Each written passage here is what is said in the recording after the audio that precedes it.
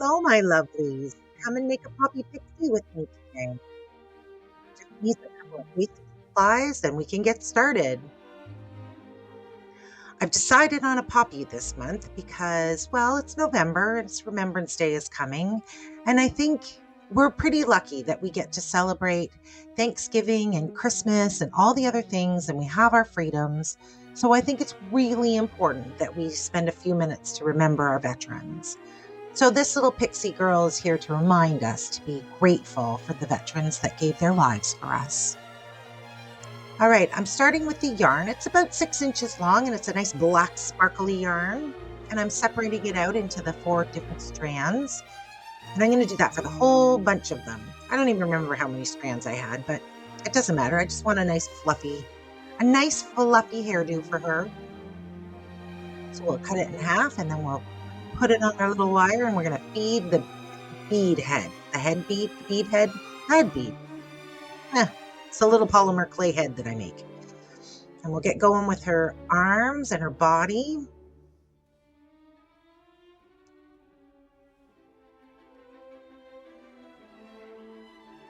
So her arms are probably about an inch long, and then her torso and legs are probably around an inch and a half long. She's not very tall when she's done. She's only around 3 inches.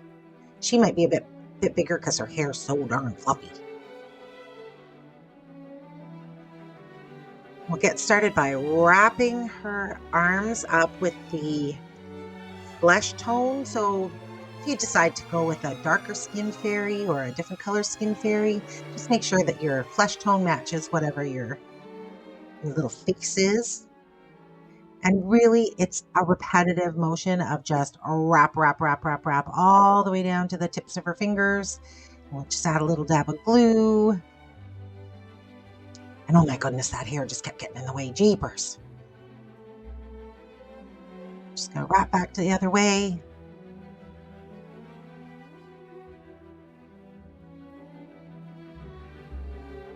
And I'm so sorry. There's a number of times throughout this video where I kind of forget and I get in the zone and the little Poppy Pixie comes in closer to me and less in the camera. So I'm sorry. I'm trying to get better at it.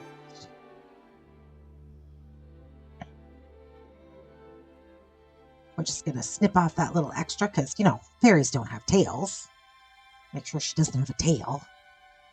Well, maybe some fairies have tails. This one doesn't have a tail.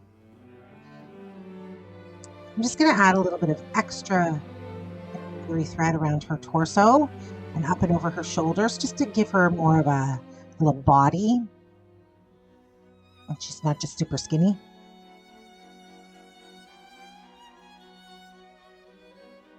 And I do use quite a bit of hot glue in this project. So just when you're using hot glue, just make sure to be careful because it can burn you really easily. I know it's happened to me several times. And speaking of burns, I do apologize for the big bandage on my hand. I burned myself in the oven the other day and trying to keep the wound from getting infected. So I just make sure it's covered at all times. Now here I'm putting on her clothing color. So in this case, she's wearing black. And I've just gone up her arms a tiny little bit to sort of create like a t-shirt effect or a shirt effect. And then we're going to use that same color all the way down her legs, the same way we did her arms.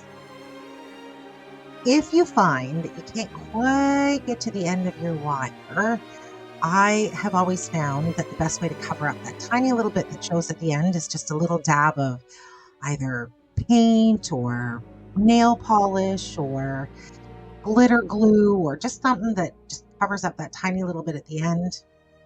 So it actually looks like it's a cohesive color all the way to the end of her feet. Now that I've gotten back up to her body, I'm just going to attach those wings with a tiny little dab of glue and then wrap them so that they're nice and secure.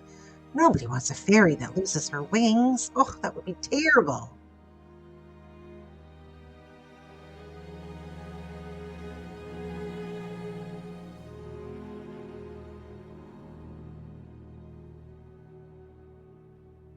Look at all that fluffy hair. Oh my goodness. All right, let's get dressing her. This is the fun part. So I have a 6-inch wide swath of red tulle, and I cut it about 10 inches long. And then I fold it into thirds, and I'm just going to do a running stitch down one edge so that I can create a gather or a ruffle, and that'll become her skirt, in which that we can put all those flower petals on.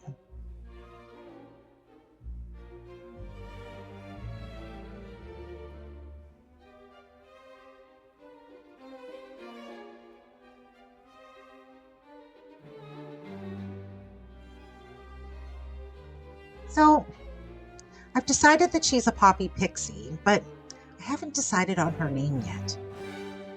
Maybe her name is Poppy? I don't know. Do you think she'd have a better name? Do you have a suggestion? If you do, you can just leave it in the comments below. If not, that's okay. And then I have these petals that I dismantled from a whole flower. So I have a large size and a small size. And I always start with the tulle skirt. Again, hot glue and tulle, oh, can seep right through it. It can burn your fingers so easy, so just be careful. If I was smart, I would have put my little silicone fingertips on, because then I can't burn myself. But you live, you learn sometimes. So once I get that nice fluffy tulle skirt on, we're just going to go ahead and layer the large petals first.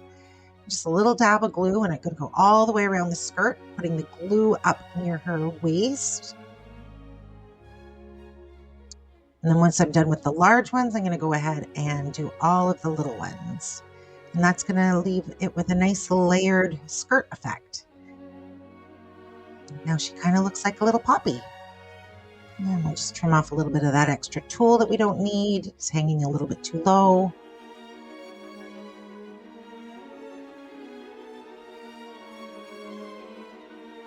Oh, ever want to be a fairy hairdresser? Because now's your chance. Just going to tack down that big fluffy bunch of hair and start trimming.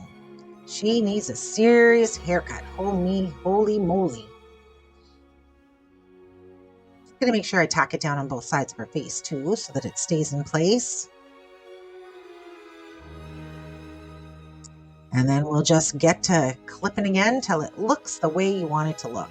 I really wanted a very round, fluffy look, almost like the center of a real poppy. So that's why she has that hair. And then I've just added a couple of little flowers, one in her hair and one at her waist. Go ahead and make the pod now, the little poppy pod. So I started with that green fabric, about the whole circle's around 3 inches wide. And I'm just going to do another running stitch right in the sort of the middle of it.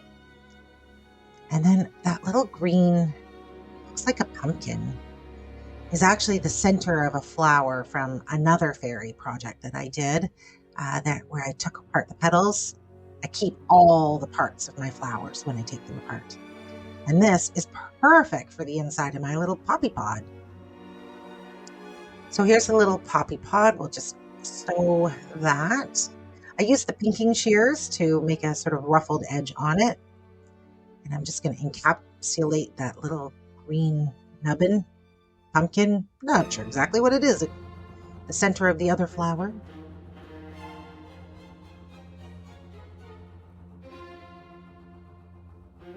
Make sure to tie it off nice and securely.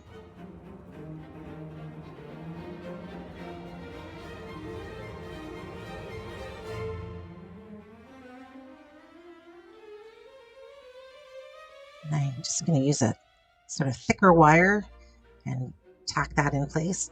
So when I find that I'm gluing things to the little poppy's hand, or the little fairy's hands, I don't find that hot glue works. So I have to use the super glue, or the acetylene glue, I guess. And in this case, I like to put it on and then use the spray to set it really fast so that everything stays in place where I put it. And super glue doesn't have a tremendously long working time, but it has a moment or two. And she's almost done. Oh, she's so pretty. little last minute little trim here so you can see her little eyeballs. And there she is, a beautiful Poppy Pixie. And I'll leave you with the poem by John McCrae in Flanders Fields as a way to remember our veterans. Thank you so much and have a very merry day.